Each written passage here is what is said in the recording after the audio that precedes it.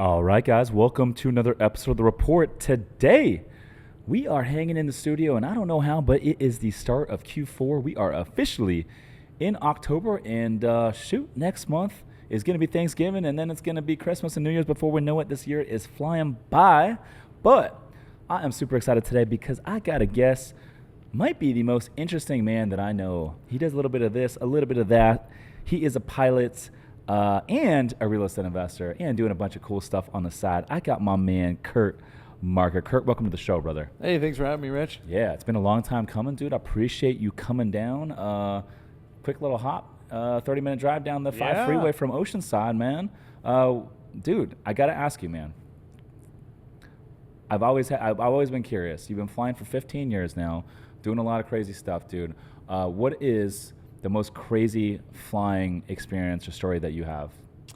Man, craziest story is probably like dealing with almost in-flight emergencies with mechanical failures in private jets. You know, what's the craziest emergency you've encountered? I've had quite a few, but I would say I was coming back from Cabo. It's 10 p.m. at night. I drop a client off for a fishing tournament in Cabo. We take off, so there's no passengers. And at 40,000 feet, I had a depressurization issue, which means oxygen mask drop in the back, all the alarms and bells are going off. And it's just you and one other pilot? It's me and the co-pilot. And we had to throw oxygen masks on, an emergency descent down to 10,000 feet at night over mountain area. In Mexican airspace. In Mexican airspace. Yeah. So we start descending down, and I tell the co-pilot, you're kind of yelling. It's pretty loud in the cockpit when you're going that fast down. And so the cabin's just increasing, so you have to be able to breathe through the oxygen mask. And he's reading the checklist, and it's nothing we did. It was a computer failure. But you still, you got to get down to the 10,000 feet where you can breathe normal air. Yeah. And we got down. I knew there was mountains in the area, so I went down to 15,000, found the mountains on the radar, and got us in a better heading over the water. Damn. Down to 10,000, took the oxygen mask off, and slowed the airplane down, just slowed the whole scenario down. Because it's Mexican airspace is a part of it, because I was an air traffic controller for many years, and so the charts here in the U.S., we know, relatively speaking, you can trust them. But because it's Mexican airspace, were you thinking like, hey, we got to maybe have a little buffer in here? Yeah, I mean, they have the mountains on the charts, but you're not always flying with the chart like sitting in your hand. When you're cruising, we have radar up, which also has terrain, but we're not flying with the chart with the iPad of where the mountains are. I know down in South Cabo, there's mountains in the area. So the first indication was like, let's get out over the water, over the bay there, was my first thought, So, yeah, I mean, you almost can't trust air traffic controllers in Mexico as well, actually. Sure. In the U.S., you totally can. Well, I mean, that's a stretch. You would know better, That's a stretch. And you can't always trust the air traffic controllers in the U.S. I can tell you that firsthand. You'd be surprised by what I've seen work in that industry for 11 years. But that said, how did this emergency end? So it ended, we got to 10,000 feet. We followed a checklist, which Gulfstream puts out on that airplane. And it tells you to pull a circuit breaker and basically get rid of one of these computers that's giving you bad info that failed. So after going through all the steps, then the airplane was reading correctly, and we were able to climb back up. My first indication was go back to Cabo, but now you're in international airspace. You can do it because it's an emergency, but now when your plane is recovered, it's not fully an emergency. You're like, well, we're stable now. We're at 10,000 feet. I mean, worst case scenario, you can cruise all the way back to San Diego at 10,000 feet. And so you're right. So we had extra gas, and we ended up going to Yuma to clear customs, is where we're headed, and we made it to Yuma, and then we got the airplane back to Chino where it was based. So that was one of the crazy ones where it's like you have to act immediately. You don't have very much time, Yeah. What about the closest call that you've ever had where you thought, oh man, I might not survive this one, or maybe it was a near midder or anything like that? I could say I haven't had too many of those, thank God. I had one though in Oceanside. There's a skydiving company there. I was flying for United Express in a turboprop at the time, coming into Carlsbad, and I mean, we came pretty close within a skydiving airplane because they don't fly normally. Yeah, they're not out cruising. Dangerous. They are coming straight down like 3,000 feet a minute, and we get an indication saying pull up or turn right, and we did that. But I mean, the airplane was 100 feet away, which is way too close. 100 feet feels like 2 feet in the air in an airplane. Yeah, that was the closest call. Dude, talk about jump planes, man. Those jump operations are like probably one of the most dangerous things I encountered as a air traffic controller. I had an incident with a jump plane out in Las Vegas. I was working LA Center with, I think it was Mesquite Airport, 67 Lima, I believe it is. But anyways, they have a jump zone. This is about 40 miles north of Vegas, and they just go up 12,000 feet, and then they report 2 minutes prior to jumpers away, and then we'll make a call on the radio. And it goes something like, hey, like parachute jumping conducting in the vicinity of this airport, 12,000 and below, use caution. And there might be some VFRs. Basically, I'll scan to make sure there's no VFRs or anyone going through the jump zone when they throw them out.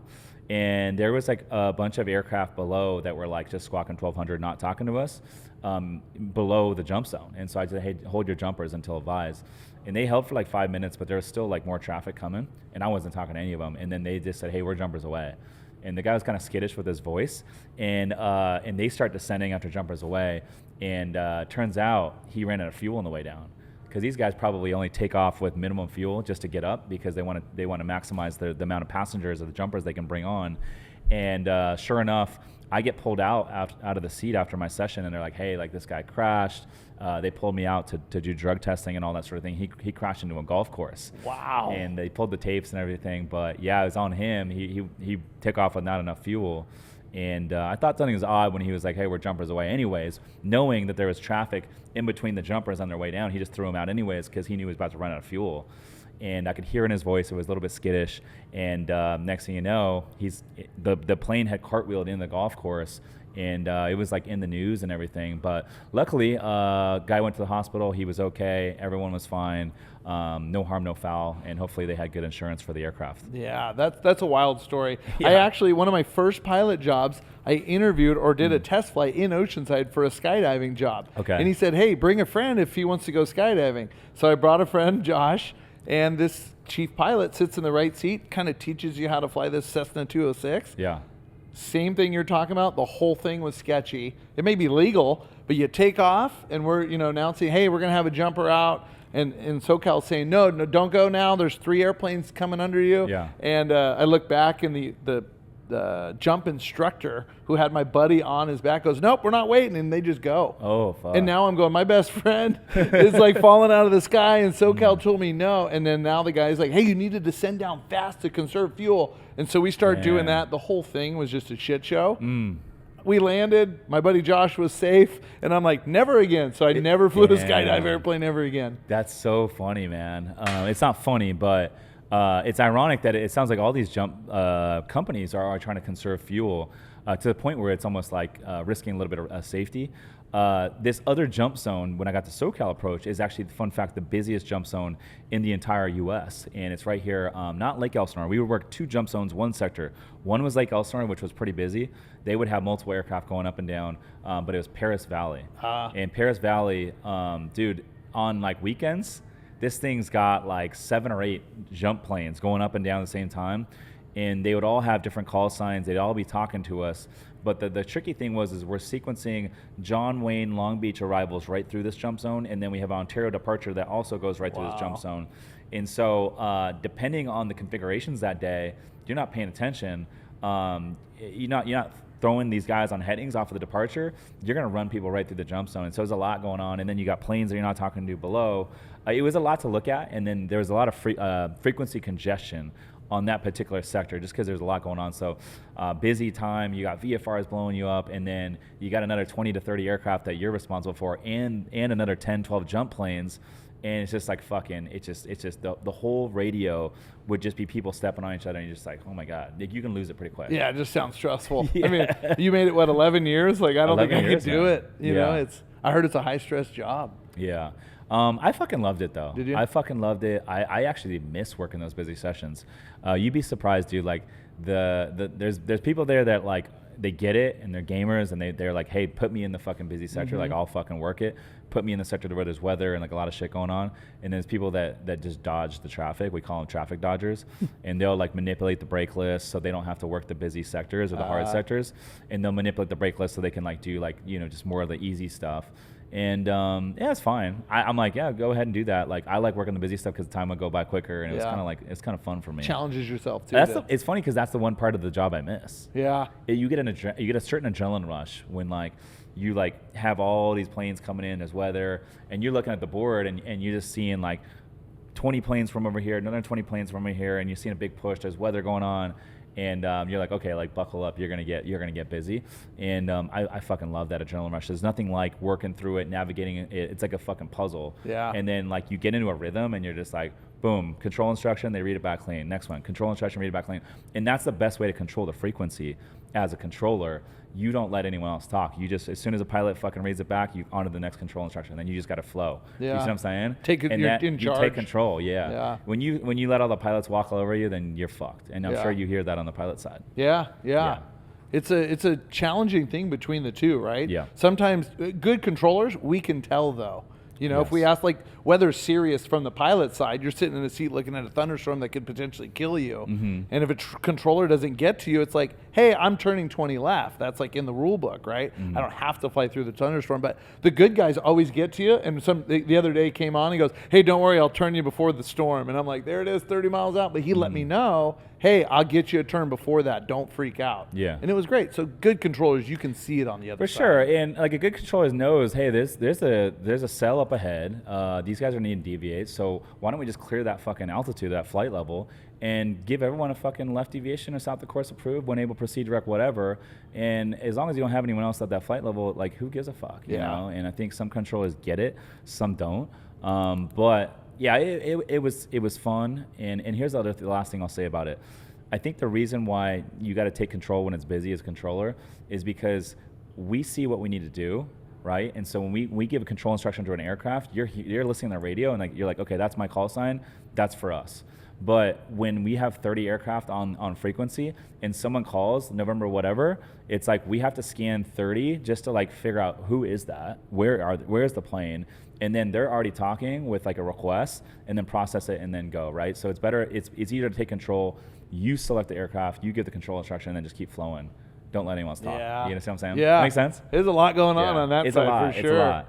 But I do miss that part, and I have no doubt that I could still jump in there and fucking rip it. I haven't done it in almost 5 years now. No, actually, no. I take that back. This December will be 4 years since I punched out of there.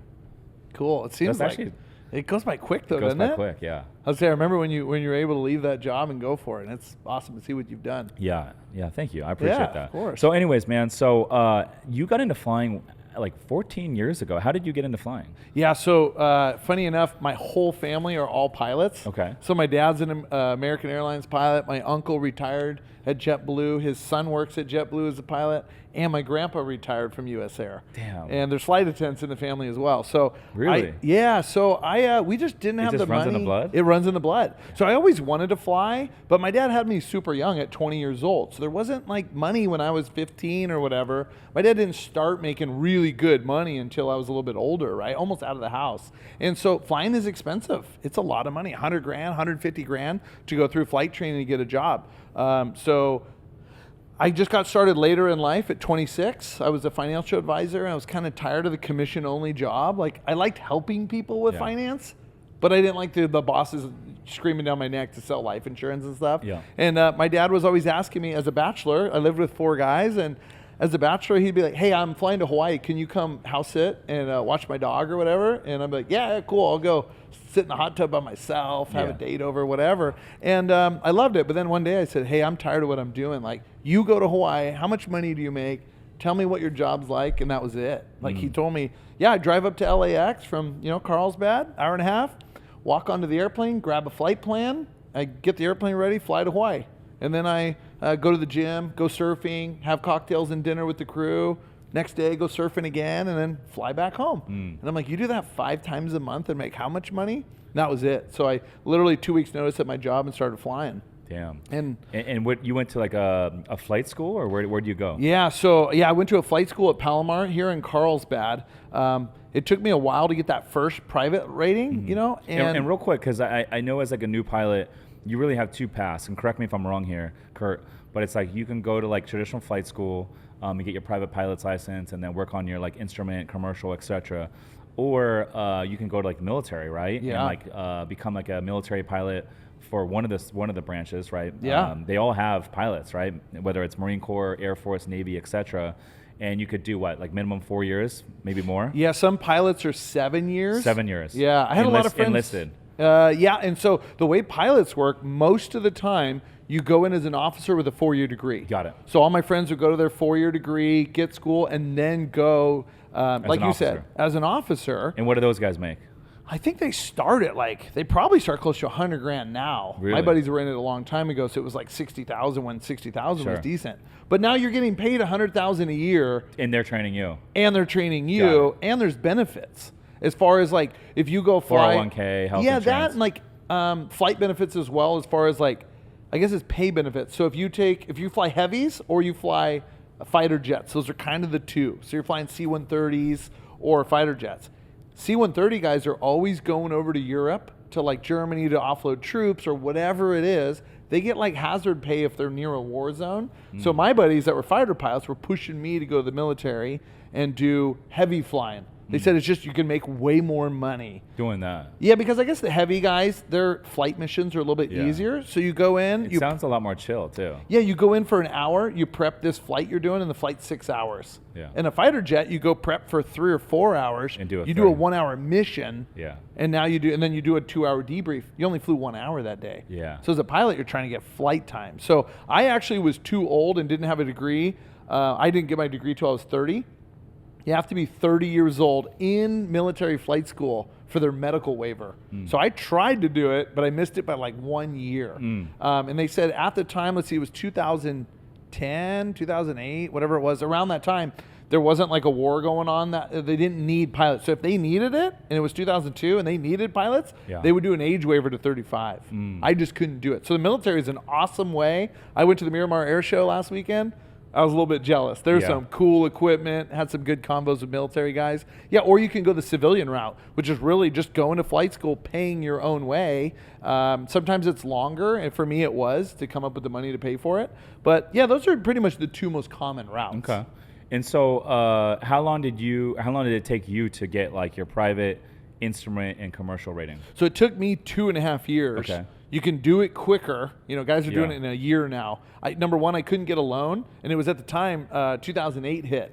And so I had a bunch of money in the stock market. Everyone got crushed. So a lot of my savings that was in the stock market doing well got wiped out. So it took me 2.5 years to get through all my ratings till I got my first job. Okay. And then once you get your commercial, then you can become like a flight instructor and start making some money? Yeah, that's correct. So I got my commercial, and funny story, I couldn't afford my flight instructor license, which was like another $6,000. So I fell or jumped into ferrying airplanes for brokers all over the country.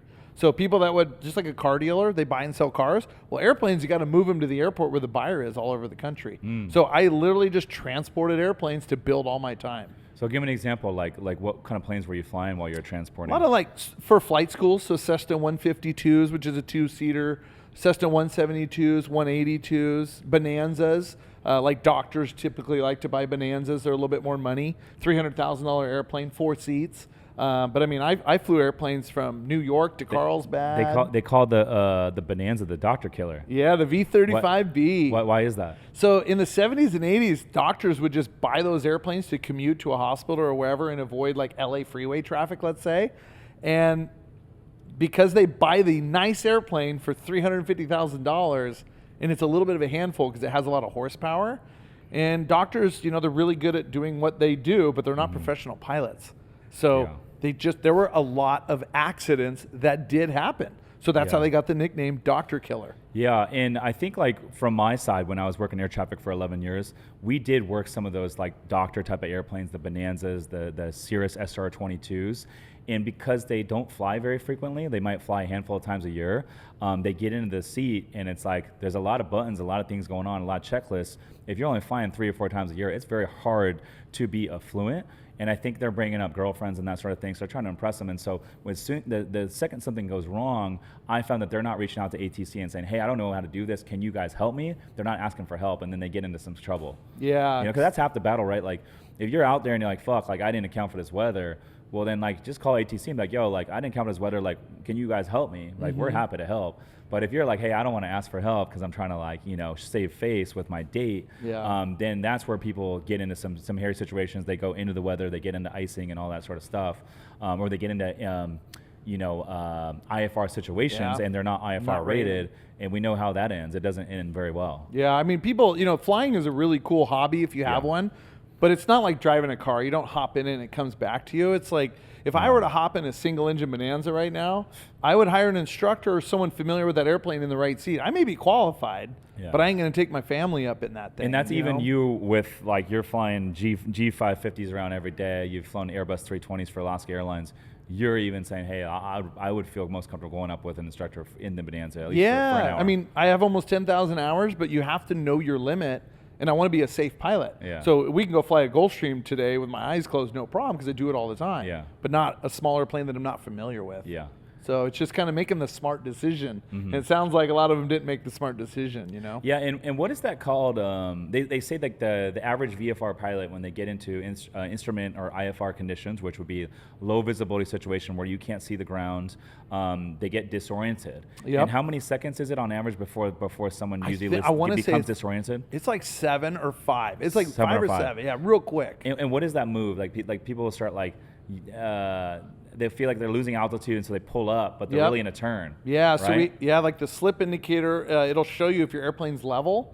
You won't feel it. Your brain is telling you that you're turning to the left, and it will happen to me if we went up and flew like that. Your brain would do that. So the trick is to follow the instruments, and that's where the training comes in. But if you don't fly enough, that'll happen, and you can't go back to your training because it's been so long. So a lot of it's keeping the wings level and keeping the wings level, speed. Trusting the instruments and not looking outside. So to keep your brain inside the airplane. You're just looking at the gauges, you know. And nowadays the newer airplanes like the Cirrus, they're a lot easier. Those autopilots are better. A lot of these Cessna 172s that I flew during training, they didn't have autopilots or any of that stuff. So these newer airplanes are nicer, they're more money, but they have a lot of protections, especially if the Cirrus has a parachute. Tell me about the Cirrus SR-22 parachute, because I worked a lot of Cirruses. Not once did I have a Cirrus in an emergency to where they're like, hey, we're going to pull this chute. I mean, you got to be in a pretty hairy situation, because first you would think, logically, you probably try to put the plane on the ground, right? Find a nice flat spot to land, whether it's a field, a freeway, some sort of road, even a beach. But like maybe if you're over mountains, you would pull the parachute. Yeah, I mean, from what I've seen, I don't have a lot of Cirrus time, but my friends do. And really, the parachute is a last resort to save lives. So I've seen a lot of guys that end up in trees. And the plane is in a parachute, or you as the pilot ejects in the air in a parachute? So the plane has one up on the deck. Even their Cirrus new jet, the Vision jet, has a parachute as well. So I mean, you'd have to have an engine failure, right? And so if you can't find a field. I mean, your first thing is in training is find a field, a runway, a dirt field, grass field, put it down. But if you're in the mountains, typically we try and turn away from the mountain or get into a valley. But if they're an inexperienced pilot, or if it's the backup plan, if it's a last resort, I would probably pull a chute if I didn't think I could get to somewhere flat.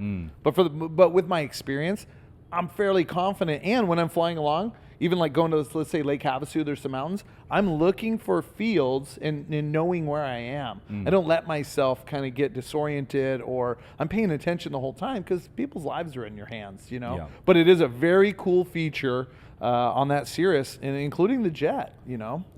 I see you post, and by the way, you post a lot of really good content, aviation content on your Instagram. And I can encourage all the listeners to go check out Curt at the Captain Curt on Instagram. But I see you post sometimes like some incidents that happen, accidents. What is like the number one cause of like a lot of the aircraft accidents that you see out there, especially the fatal ones? Yeah, and you know, I started doing that. I got a little backlash, like, hey, why are you posting some like accident stuff? I'm like, well, this is for pilots to learn. As pilots, we learn from accidents. We read reports, so I think it's good to know, you know, what's going on down there. I see a lot of you got backlash. Like what kind of backlash? Yeah, just people say, hey, you shouldn't be posting this for likes, and I'm like, dude, I don't care about likes. They don't bring money in my bank account for an airplane accident or something, you know. And some of them those get views though, right? When you post that kind of stuff. Some of them do, you know. But it's like, you know, I don't want to just post only accidents because Yeah. that's not my MO, you Yeah. know. But if pilots, I have a lot of pilots that look for mentorship from me, and it's like, hey, let's learn from these accidents. So I have a minor in safety, in aviation safety from Embry-Riddle. So we went over a ton of accidents in multiple classes. But yeah, so I think I see a lot of the accidents. There's a lot of accidents happening right now, and with social media, it's more out there.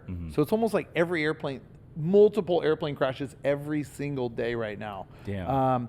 There's been some mechanical stuff. There was a family of 5 that crashed. It was at night, single engine, not really over mountains. And I mean, 3 kids and the dad, and they died, you know? So Lost an engine? lost an engine low at like 1,200 feet at night, not really near the runway. The dad did a pretty good job. And he's telling ACC, I lost an engine. I'm looking for a place to put it down. He didn't even have time to help. I mean, but between the emergency call and crashing, it was like 20 seconds. So he was looking for a road. He made it to like a Walmart parking lot almost, and they all died. But yeah, so I obviously I don't post everything about them, but it's like accidents should be known for pilots. There's a lot of like gear down accidents, meaning if a pilot is coming in, shooting an approach, and they have to go missed, you know, which you're familiar with. Well, if it's not a professional pilot and it's a hobby pilot, they'll pull the gear up and they'll go back around, right? The second time, if they're not following the checklist, I've seen it a bunch now, and they land with the gear up. Because we don't go around a lot. It's not often we go around. And so these private pilots or low-time pilots come around with the gear down. So Because it's not in their checklist to re-put the gear down. and they're it familiar. Yeah, it is in the checklist. They forget to use it. Okay. Because they do the checklist to come in for the first landing. Yeah. But then when you hear the ATC says, "Hey, there's traffic on the runway, go around." You're like, I don't need to run that in checklist. They are again. not used to it. Now they're flustered. Yeah. So they get the go around. They bring the gear up to get the airplane back up to speed. I've been seeing a lot of those lately. And so that's where ATC, the control tower, they try to incorporate in the scan. Do they do that? I mean, I've never worked in a tower, so I don't know. I was a So radar no, controller. they don't do the scan. They will. I've heard it before. Like, hey, check gear down. Yeah, but it's not their job. It's not their job. So if they're busy, like Orange County Airport, like they're real busy with small airplanes and jets and airliners and private jets. It's interesting, you know. I mean, I pay close attention because I want to learn from those things. But it's sad when you see people die for mechanical reasons or whatnot, you know. Yeah. It's interesting because you do a little bit of real estate content as well, but your aviation content seems to really get a lot more engagement. Yeah, it's funny. Is that what you find? Yeah, 100%. Yeah. And it's funny because when I started doing content, I really wanted to do real estate. Yeah. That's my passion, right? Sure. I fly, I love flying, but Sure. my passion is real estate and Yeah. helping people make money. But it's like you have to get something catchy for a hook. And what's hook is like I fly for multiple billionaire clients. Yeah. That's pretty cool in itself, even though I do it every day and it's kind of normal for me. But for other people, I've noticed like private jets are really interesting and really cool. Yeah. So I also feel like there's a lot more people. It's a lot more congested a space in terms of a lot more creators putting out content around entrepreneurship, investing, money. And there's a lot fewer people that are putting out good content around private jets. Yeah, I agree. You know? And like for me, as you know, it takes a lot of time. You got to have a team, and I'm Yeah. kind of building a team now. I was doing a lot of it by myself, and then having someone edit it. And Yeah. now it's like, all right, I need a video guy. I need to run it like a business in a sense, Yeah. right? Because my time is valuable. Yeah. So yeah, the aviation stuff is very, very cool. But it's also like I'm trying to be different. So one of the video guys is like, hey, just copy what everybody else is putting out there in the aviation space. I'm like, no, that's not me. Yeah. I don't want to be a copier. Yeah, be and different. I don't need the views. But it's bringing real estate investors too. So pilots are investing with me. And so that's kind of my angle now, like 75% aviation. And a lot of it is not just pilot training, because I get a lot of messages from pilots saying, hey, can you help me? I got this many hours.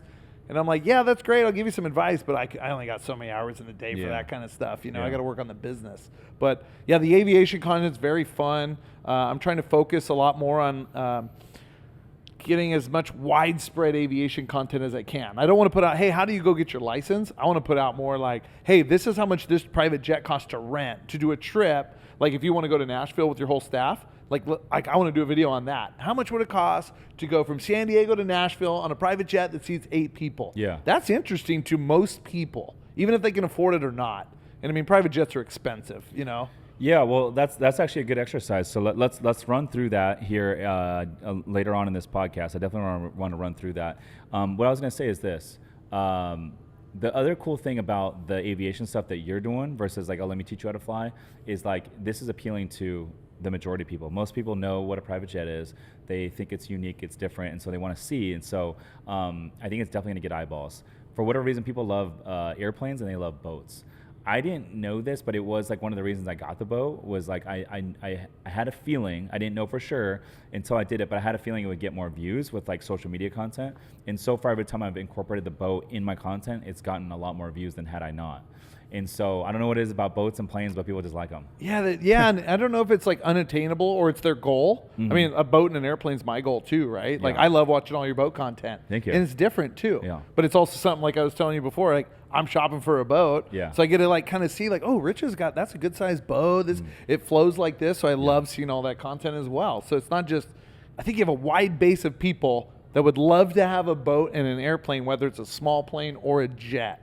Yes. You know, it's just a goal for anybody. Yeah, it's attainable. Yeah, attainable Yeah. and entertaining. You know, your boat content's entertaining. I love it. Yeah. So then let's run through that exercise. So let's just say that I want to have a bachelor party in Miami, and I live here in San Diego. I want to take 8 of my boys out to Miami for a weekend. We want to rent a private jet. What is that going to run us? So pretty much what you do is you figure out, okay, how many people? So we got 8 people that want to go to Miami. So now we need a jet that will go into Miami nonstop. I mean, you don't want to stop for gas, right? So now you're looking at a mid-size to a full-size or a large we're going nonstop. Yeah, you're going nonstop. Not renting a private jet to fucking refuel in Omaha, Nebraska. Yeah, Fuck exactly. that. Yeah. So now you're looking at like a Challenger 350 or a Gulfstream 5 or something like that. Okay. So the second question as a broker, since I sell some of these flights, would be like how many days you're going to go for, because that does account for the cost. Okay. So like let's 4 say days? we're going to fly in on a Thursday, and we're going to come back on Sunday. So if 3 that's nights. like a 4-day trip. It's probably about a 4.5-hour flight in a Gulfstream or a Challenger. They're pretty similar. I would come to you and say, hey, the Challenger 350 sits 9 people. Okay. So it's totally doable. It's legal. It's fairly comfy. Or do you guys want to ball out and have like a 14-passenger jet where you got way more room with some couches you could kind of take a nap on if you wanted? You could stand up in the cabin, where the Challenger's the mid-level. Yeah, let's go Challenger, and Okay. let's just assume, hey, we're gonna do this. We're gonna bring 8 people, but we're not gonna spend more than we need to. Sure. So that's perfect. So 8 people Challenger out of San Diego, Miami, probably about a 5-hour flight. They typically go for $7,000 an hour. And that's fully with a flight attendant as well. Okay. So $7,000 an hour times 5 hours, $35,000 for the way there. Okay. They'll charge you. The way back would be about the same price. It's 30 minutes more. So let's say it's like $7,000 for the way back. They'll only charge you just a little bit in parking fees because it's a 4-day trip. Usually charter minimums are about 2 hours a day. So 8 hours over 4 days, it'll meet their minimum. But they'll just charge you some parking fees, which will be around, Miami's not bad. Gas is cheap there, but it's around like $1,000 a day to park, let's say. So you're looking at like $75,000. Okay. 70 all in, and on a Challenger. Okay. $70K all in. That's 8 people. And then what does the pilot typically make for something like that? Because they're getting compensated, and you got a crew, right? You got a flight attendant typically for a nice jet, and that's like up that. to the client. Okay. Yeah. Oh, the client. Yeah, so you could say, the client hey, pays for the pilot to be there. Kind of know what I mean. It was for the flight attendant. So if you're like, hey, we don't need a flight attendant, we're good. We'll bring our own we booze. want a flight attendant. Yeah, you want a flight Yeah, attendant yeah. for something like that, Yes, right? yeah. So that's all included in the package price. So these companies have pilots that fly those airplanes on full salary. So it doesn't really, there's no extra on there. Those pilots of a Challenger typically make about $200,000 per year on salary on a Challenger 350. Got it. Okay. And and then there's tip involved, right? And that's only, it's not mandatory. It's not like expected. But I want to take care of the crew. Yeah, if you want And them so to what does that remember run? you, probably $500. Okay, that's it. Like $500? Yeah, like if we get $200 on $70K, on $75K. Yeah, I mean, so it's up to you. That's what's kind of. There's no tradition with tipping in private jets. So let's say $2,500 tip. Sure. Okay. So now we're looking at $77,500, and then is there sales tax on top of that? That would be all included, but yeah, there is sales tax in there, but that's pretty much all included. The sales tax would be included. Yeah, with the way the $77,500. charter. So what they do is the charter, when they send you a quote, when you say, "Hey, I want to go to Miami. Here's my quote," they give you this is the all-in price. Okay. They don't try and nickel and dime you like the airlines do a little bit. Okay. So $77,500. Now, if I want to do something like Cabo, Yep. 2-hour flight, we're gonna shave a lot off of that. However, we get the minimum. Yep. So you have the minimum. So Let's what say they'll Cabo. do? Let's Yep. size up Cabo. So Cabo, I mean, you're a 2-hour flight, Okay. right? That's a lot. Yeah. They'll charge you 2 hours on the way down. On the way back, I don't know if you can do San Diego, but you might have to go to Brown Field for customs. I don't know if they'll let you do the airline customs here. Okay. So then you might have another 15 minutes. So it's about 4.5 hours for a Cabo trip. But 4 days, yeah, you have a minimum. So what I like to do is negotiate on my client's behalf. You know, if I have a relationship with this person that has a Challenger 350, like I do in Carlsbad, I'll be like, hey, this is my good buddy, like, give him a deal. Where they might charge you 1 hour on the day that you don't fly. So now you're looking at like $6,000, you know, or whatever. So, okay. I mean, you do the math, let's see, 2.5, call it 5-hour trip for that. Yeah. Like I could probably make that happen. Yeah. Okay. You know, $35,000 for 8 people going. It's not like unattainable. 35 G's for the You weekend. know? Okay. Yeah. Yeah. And it's expensive, but now if you go, let's say if you were like, hey, it's a closer trip though, we can go in a smaller jet. We can actually take a Citation jet that will seat 8 adults. It might be a little cramped. Oh, I see what you're But we saying. could go do that for $25,000. And you said it's a Citation 10? Yeah, no, like a Citation, they have those. Yeah. Smaller Citations. That's a Citation 750, right? Yeah. Yeah. Yep. Those So things, I mean, that's those mid-size. Those things climb like rocket ships. Yeah. So I bet you we could get you one of those for like $30,000. And if you wanted to go to like a CJ2 or a CJ3, those are also single pilot. So you can also save some fees there. A CJ2 is a single pilot? They're single pilot I had airplane. No idea. So there's lots it's a big ass airplane to be single pilot. Dude, yeah. I got a membership with SetJet earlier this year, like around January. And I flew them one time to Scottsdale and back, and like a week later they went out of business. Yeah, I remember seeing them. I actually wanted to sign up just to get the experience. Yeah, because it's pretty cool to go to Scottsdale for like $900. It wasn't bad at all. $900 to Scottsdale, $900 on the way back. On the way there, like 3 or 4 passengers. On the way back, the stewardess was like, "Hey, you and your date are the only 2 on the entire plane." And so we had this like really nice, I think it was a CJ2, all to ourselves. I'm like, this is pretty nice for $1,800 all in. Yeah, yeah, that's pretty great. And I remember saying to myself, I'm like, I don't know how they're making money, but I'm gonna continue flying them. It was like $99 a month. I was like, I'm gonna continue flying them until they go out of business. And then sure enough, like literally 4 days later, I get an email from them and I say, hey, thank you for your business. Yeah. But due to some unfortunate circumstances financially and in the capital markets, we're going to be shutting down doors effective immediately. And I'm like, fuck. Yeah. That was it. It's just, you know, a lot of people go, hey, I want to buy a jet as an investment and make money with it. Mm-hmm. You just don't. Charter companies will tell you that. Hey, buy a jet. It's good. You can make money chartering it out. Sure. It's kind of like a boat. You can offset some costs. You can get your hangar paid for, maybe the pilot's paid for, so you reduce your costs. You are not making profits. You know, they say, hey, do you want to know how to make $1 million in the aviation business? Start with 2. That's how you make $1 million. So you're just losing 50%, you know? What do you mean when you say start with 2? So 2? if somebody says, yeah, like, hey, if you want to have $1 million in aviation, there's no way to really make it, so start with 2. That'll bring you back down to 1. That's just how aviation does. And boats are similar. You can charter them out. You know, some people might make a profit, like your buddy Dave Champagne, but overall, if you had a nice yacht, you know, you're not really making profits. You're just offsetting the dock costs, insurance, the cleaning, the crew. Like, that's what a lot of owners are, at least in aviation. Yeah. I agree with that. I do know a handful of people personally that have private jets. Some podcast guests have come on, like Grant Cardone, Dan Martell, Chris Crone. And then my mentor on the multifamily side, Tony Azar, who kind of helped me like get into the commercial real estate game, taught me how to raise money, put these deals together. He has 2. He has the LJ Learjet 40, and he has another one. But he does the in-service thing, and he says when the economy was really good, like a good year, they would break even. But he said most years they take a bath. Yeah, I think during COVID, the aviation business went crazy, right? Yeah. I was working a lot. Everybody was requesting jets. They didn't want to sit on airliners. That was probably the time to be profitable if you owned a jet.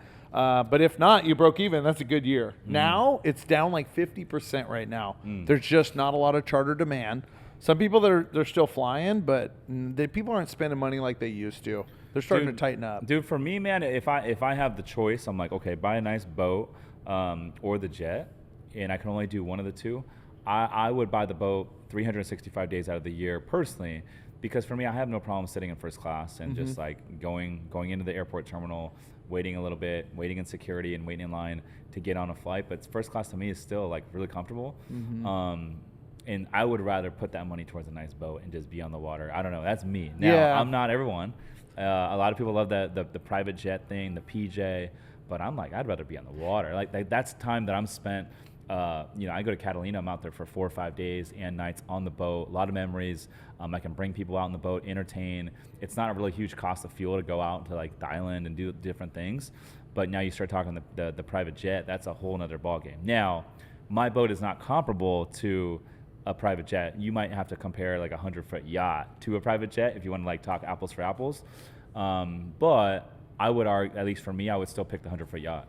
Yeah, Personally. I think I would too. The people that have jets that I fly for, I mean, they're going to business or vacation. So, like you said, you could fly first class to that meeting. You might just have to leave earlier. Yeah. Right? We can land and they're in their meeting in 10 minutes, depending how far it is from the airport. But it's a time machine. And I would rather have a boat too for enjoyment. You can still have business meetings on boats. Yeah. And like you said, you would use it more. So when people, they don't go hang out in the airplane. Like we don't hang out in the jet. I get the jet ready for them. They show up. Boom. We blast off. Literally family vacations or business deals. Yes. That's it. That's the two uses. Where a boat, there's so many more uses for it, and you get enjoyment. I don't think these people get enjoyment out of their jet. It's a tool. It's their car. It's literally their Uber. I tell people I'm an Uber driver for billionaires, and I am. It's just a high paid Uber up front, Yeah. What is the most affordable option for someone maybe listening to this, or someone out there that as a business owner, maybe they start to get a little taste of what it's like to make some good money, and they want to buy like an entry level jet, or maybe even like a nice turboprop?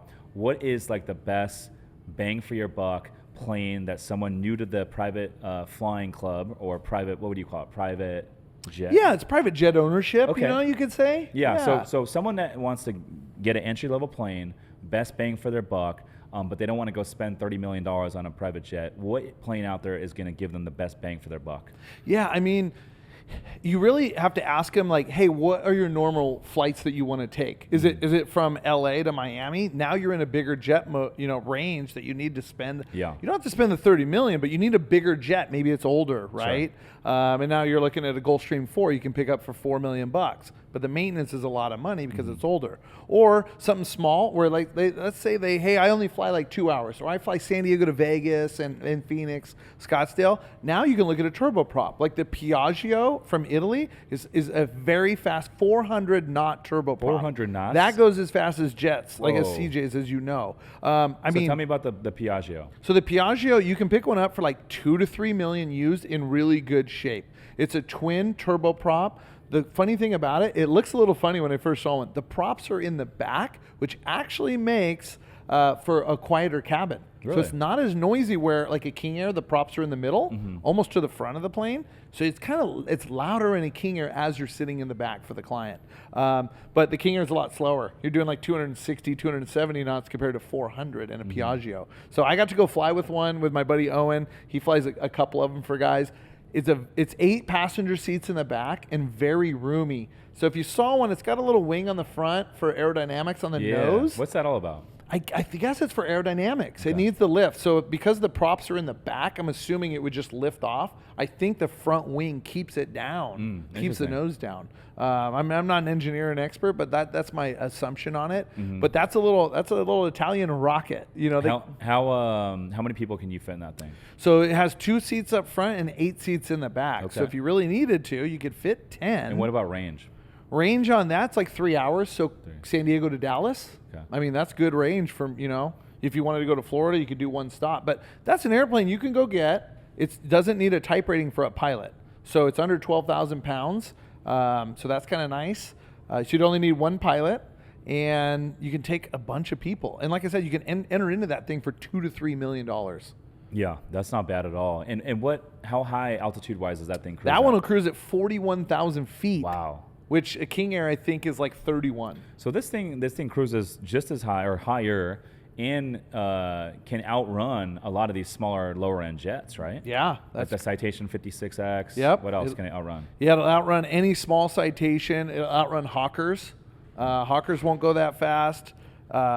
Yeah, any Phenom 100, 300, they'll outrun that. The Cirrus Vision Jet, guys are starting to buy that. I don't like them that much personally. They're real small inside. They got a single engine, and they only go to 31,000. So as you know, like most of the weather is in that 31,000 range. And Honda Jet's kind of similar to the Cirrus Jet, right? Yeah, it is. They have 2 engines. I see a lot of accidents with those. I don't know why they're running off runways a lot. I think they have brake issues. Honda makes really good cars. I don't know about jets, so I haven't flown one. Yeah, stay in the lane. I haven't flown one, so I can't talk bad about them, but I see a lot of them run off runways. So, with the Piaggio being a turboprop, can it get into shorter runways than like these other jets can? Yeah, that's correct. And it'll burn less fuel. They'll burn about 70 gallons an hour. And right now, depending where you buy fuel, if it's $6 a gallon, that's like, call it rounded up $500 an hour. Yeah. Like we can afford to go fly that, no problem. Yeah. It's not that much money. And so because it can land in like shorter runways and take off in shorter runways, you can go to more remote areas that maybe you can't get to in a standard jet? Yeah, that's correct. So if you had like a larger jet, like a G550 or 650, we need so much runway. They do pretty well, but a turboprop, you can go into a runway that's like 3,000 feet. Santa Monica, for example, not many jets can get in there because it's a really short runway. They shortened it years ago. So when you go in there, you'll see PC-12, which is a single-engine turboprop, King Airs. But if you had a meeting, I have some clients in San Diego that go up there for meetings in LA. They fly up. They just charter a turboprop to get in there and not do the 3-hour drive.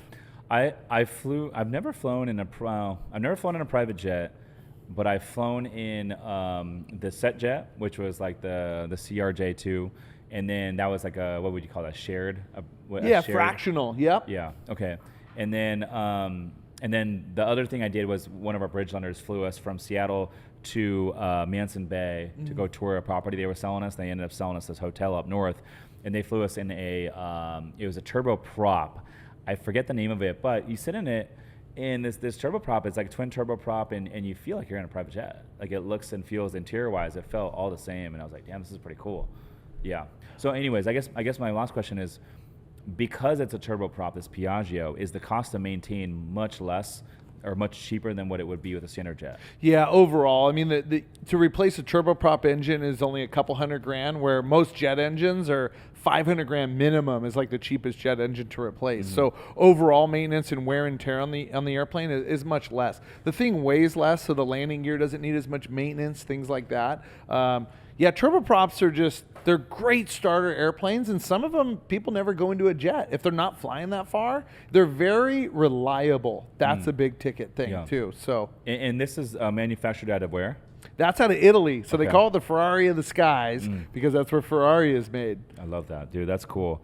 And you were an Alaska pilot for a while. I was, yeah. Tell me about why you transitioned from Alaska Airlines pilot to like private. Yeah, so I was flying for Virgin America in 2014. Very fun company, great culture. Richard Branson, a lot of people know him. He really wants people to enjoy the customer service as well as enjoy working there. So I really enjoyed working there. Alaska bought Virgin America, and the culture changed a lot. My routes changed. So Virgin America, I was flying to Cancun, Cabo, and Hawaii. Those are all my layovers. I brought, my mom came on a trip, my sister. I just had fun. It was like almost mini vacations, right? Well, when Alaska bought us, they said, hey, the Airbuses are just going to Seattle and Portland. And so there was no more good trips. And then eventually they said, hey, we are going to sell all the Airbuses. We want to run a single fleet of Boeings.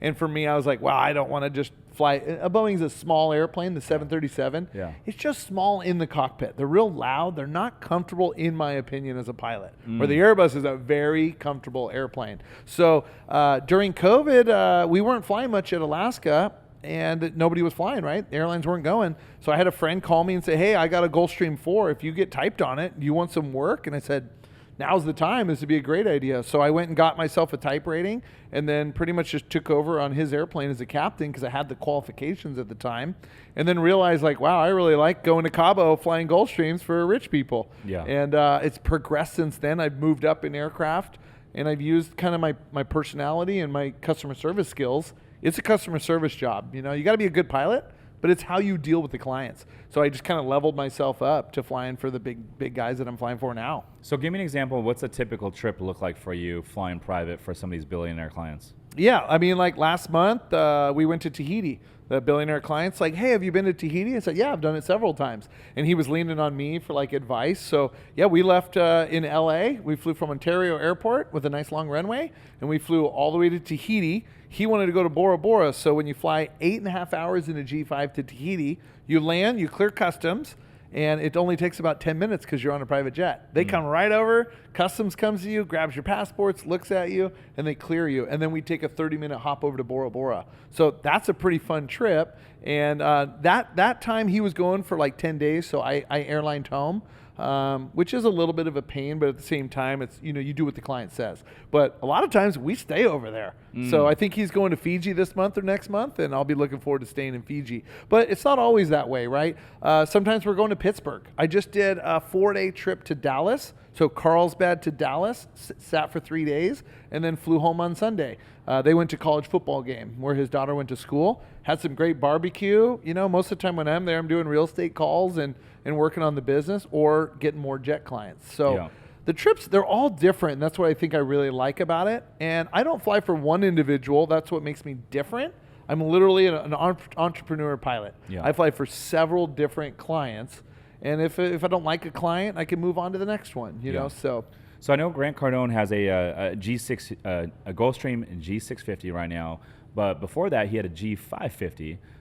Tell me all about the G550. You've flown this for years now, right? Yeah, so I've been flying the G550 for years. It's a great airplane. You can pick them up now for about $20 million. Those were the top airplane 10 or 12 years ago before the 650 came out. Sure. We can fly 13 hours on that airplane. So the range is pretty far. Grant lives in Miami, so he can be in the Middle East or London or Europe like really quickly, right? The 550, it's got a big wing, so we can actually get into some pretty small runways with that thing. Love that. The approach speed is very slow, so I love flying it. It seats, they can seat anywhere from 12 to 16 people, and it all depends on 16 people? 16. It's that big? Yeah, it's that big. Whoa. And it all depends on what the client or the owner, how they like it set up. I've been in them where they have 12 seats, no couches, just a bunch of nice big seats. So it kind of depends on the client. Some have 2 couches that fold out into beds, like in a back room that they could close the door. So I fly several of those airplanes. So it kind of depends. Like if you had a G550 and you're flying to Europe all the time, well, you're going to want to go back there and sleep. So you're going to shop for one that has couches that come into beds. Yeah. What's the range on these things? Those are about 5,500 miles. You can almost get 6,000 out of them. Okay, so if you go San Diego to Europe, you're going to stop in like East Coast somewhere.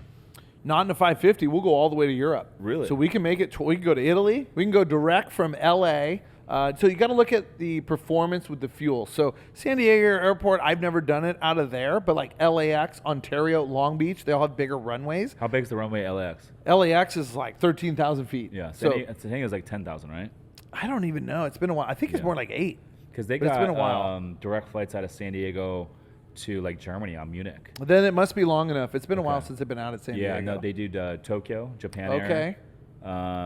Air Swiss used to do direct to Zurich. Okay, then it's probably. And then Speedbird comes in here with the 747 once a day, and they go direct to San Diego to London Heathrow. London, yeah. So it's got to be long enough. So it's got to be long right? enough, Okay, yeah. okay. So you could go San Diego in a 550, no problem, anywhere in Europe, pretty much. Okay. Yeah, 13 hours. Like Italy's probably about as far as you can go.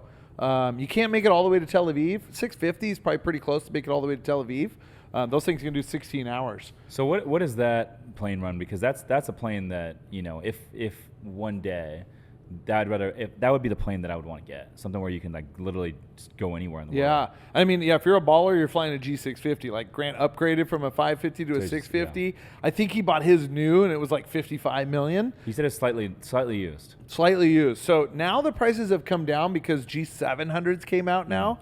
And those are $80 million. So, but you can pick up 650s now. Maybe they're 8 or 10 years old, but about 25, 30 million. But they go up. You might go find one that's 2 years old for 45 million. Yeah. But the range on them is 16 hours, so you can travel the world in those things. Yeah. That's interesting, man. Definitely it makes you realize there's levels to the game. You know what I mean? Yeah. So you do a little bit of real estate stuff. I know you went in and partnered with Blake Daly on the 130 unit hotel out in Tennessee. How's that project going? Yeah, it's going pretty good. It's We're getting a better nightly rate than we projected, which is a great thing. So right now we have a $3 million renovation going. As you know, the renovations are a lot of work. There's a lot of moving parts. So it's going well. We're delayed. We had a USDA loan is what we refied into after using a bridge loan to close. That extended 4 months past what they told us. Okay. So it cost us a lot of extra money. The the bridge financing? Yeah, exactly. So it delayed it. So I think that cost us $150,000 in fees of holding the loan longer. Now it's like we have a good rate at 8.5%, which is pretty good on a long-term loan. But yeah, right now doing a $3 million renovation. Should be done about January. We're releasing a bunch of rooms like as we speak. Yeah. So as soon as that thing starts running, it's a really cool property. In the Smoky Mountains, I had never been out there. I went out and toured the hotel in January and fell in love with the area. So super excited about that one. That's cool. I know they just had HotelCon out there not too long ago. And I know a lot of people. I know people in my hotel community were out there as well. About 100 folks. You didn't go out there for that? No, you know what? I was planning on it, and you know what happened? I mean, they had my ticket, my room all booked, and really? a new client out of Carlsbad, where I live, called and said, hey, can you fly me to Dallas this weekend? And I had to weigh the options, and I had to tell Blake, and a couple of your buddies too, and I'm like, man, I'm not going to make it because this is more important for my family. I can go shoot the shit and have a fun time, but in the end of the day, I still got mortgages to pay, and so I took a job instead that is probably going to lead to some really good things. Yeah, you still doing the Airbnb thing? I know you had one in Havasu. So I don't really anymore. I own that house still. I sold the other ones. I think the market's just coming down unless you're in a really, your Scottsdale property's rad. Mine's average, but I love Lake Havasu for myself. Yeah. So I literally rent to friends. I really don't rent on Airbnb anymore. But I use it as it's a second home. I still use it as a write-off, and we don't get out there as much, but I'll keep that one because I like the house, and I bought it just so well. I can move to rent it full-time and still profit like $1,000 a month on full-time. So it's one of those that I won't ever sell, but I won't see myself buying any more STRs. And are you still doing like the fourplex flipping out in Houston? No, so kind of like a lot of investors, if you're motivated, it's like I started with flips, got fourplexes, and then sold those. I bought 2 mobile home parks that I'm actually just signed yesterday to sell. Nice. Those are kind of a pain in my butt too. I'll make a good profit, but I'm trying now. Why are you selling those? They're too much work. What do you mean when you say that? Give me an example. It's too many emails. So the bummer is the parks that I bought them on seller finance, great deals. They cash flow $6,000 a month, but they're so small that no management company wants to manage them. So I'm managing them from a distance, using a tenant that's in the trailer, and they're tough. So unless you have 100 units in a mobile home park, it's just not. You got to be on site, or because the property manager won't touch it. They won't touch them. You probably have to have 75 units. Now, when you get into 100, 150 or more, now you're competing with the big hedge funds and Brandon Turner and all those guys. So, although the mobile home parks might be good, I've just shifted asset classes. So where are you playing now? So now I'm doing developing in commercial industrial buildings. I've been studying it for a year, and we got 2 deals right now in Houston, because we're familiar with the market. You and Chad? Yep, Chad, yeah. And we got a bunch of investors and things like that. And they go up so fast. You can build them in 8 months, they go up. So we're just literally building warehouses that have divider walls that you subdivide into 2,000 foot. So they're called flex space, small bay industrial. We're renting to businesses. You're not renting to, nobody lives there, so the rules are a little bit different. They got 3% rent increases every year that are built into leases, and they're triple net. So our expenses are 7% a month, and really we won't get phone calls. So that's where I'll probably be for quite a while.